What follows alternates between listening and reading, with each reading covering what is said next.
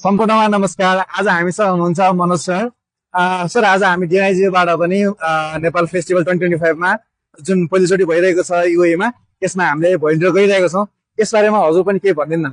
हजुर, सो आज हाम्रो यो नेपाल फेस्टिभल जुन युए मा भइरहेको छ, this is the first time in middle east.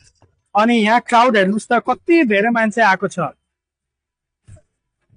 यो हिस्टोरिक मोमेन्ट भनेको कुनै एउटा संस्थालाई होइन, यो सबै हामी नेपालीको लागि हो।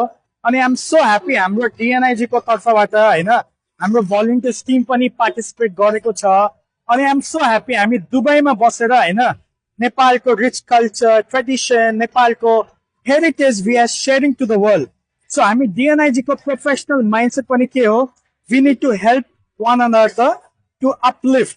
सो यो डिएनआइजी बाट पनि भएको छ। So I am so happy हाम्रो यहाँ यति डिएनआइजी मेम्बर्स छ।